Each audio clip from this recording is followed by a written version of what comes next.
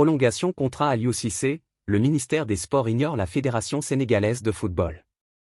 Elle a annoncé en grande pompe la prolongation de contrat d'Aliou Cissé. Mais la Fédération sénégalaise de football, FSF, est toujours dans l'expectative. Sa demande transmise à la tutelle est royalement ignorée par le ministère des Sports. La Fédération sénégalaise de football, FSF, ne sait plus à quel saint se vouer pour matérialiser la prolongation de contrat du sélectionneur national, Aliou Cissé, arrivé à terme le 31 août dernier. Si le président de la FSF a pourtant annoncé sa volonté de continuer sa collaboration avec le technicien qui dure depuis mars 2015. Il n'a pas été totalement suivi dans son réquisitoire par la tutelle qui n'a toujours pas reçu les différentes parties pour définir les contours de la prochaine convention du sélectionneur. Hier jeudi, ce point a d'ailleurs été soulevé en réunion du comité exécutif de la FSF qui s'est retrouvé pour préparer l'Assemblée générale ordinaire, prévue ce samedi 21 septembre à Guerrero. Sachant que le malaise est installé entre Aliou Cissé et les supporters sénégalais, les fédéraux n'ont pas hésité à interpeller Maître Augustin Senghor de la situation contractuelle du sélectionneur. Surtout qu'une partie de ce même COMEX a réclamé son départ au lendemain du match nul concédé à domicile face aux étalons du Burkina Faso, 1-1, à l'occasion de la première journée des éliminatoires de la Coupe d'Afrique des Nations, Maroc 2025. Le ministre des Sports pose des questions sans réponse.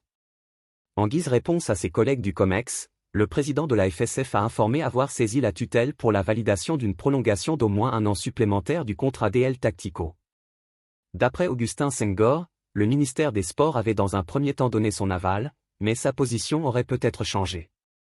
Madame Kadidienne Gaïa, semble-t-il, posait quelques questions au sujet du sélectionneur et du contrat qui laisse perplexe.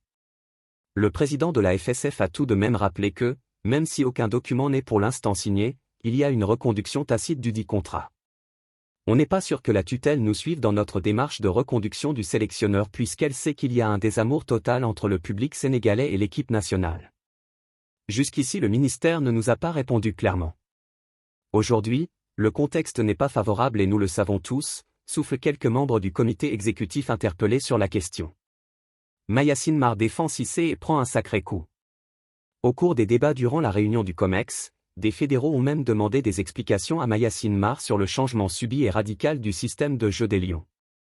Et, dans sa réponse, le directeur technique national, DTN, n'a pas hésité à défendre Aliou Cissé en faisant comprendre à l'assistance que ce changement était stratégique dans la mesure où tous les adversaires du Sénégal connaissaient d'emblée le système fétiche des Lions. Pour étayer sa thèse, il a avancé les statistiques qui plaident en la faveur de Cissé. Même s'ils ont été éliminés dès les huitièmes de finale de la CAN 2023, les Lions n'ont perdu aucun match en 2024 et ont, à chaque fois, trouvé le chemin des filets, 8 victoires, 3 nuls, 18 buts marqués, 4 buts encaissés. Les détracteurs de Cissé dans le COMEX n'ont pas été convaincus par ces arguments, tirés par les cheveux. Pour eux, Aliou est en fin de cycle et qu'il est plus proche du déclin que de remonter la pente.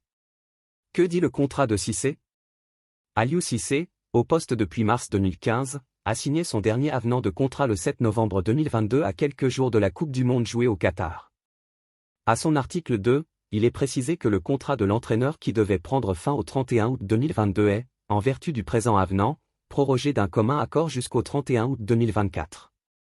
Les rémunérations du sélectionneur étaient revalorisées à 20 000 francs CFA net d'impôts avec une prime de signature de 120 millions francs CFA qui lui est versée à raison de 30 millions francs CFA par trimestre à compter de la signature du contrat.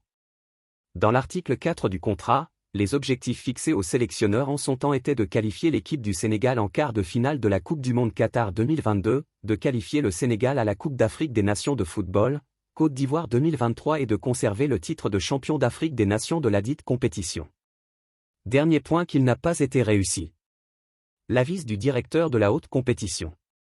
Contacté par téléphone, le directeur du sport de haut niveau, au ministère des Sports, Cheikh Foldi, personnellement, le dossier ne m'est pas encore amputé.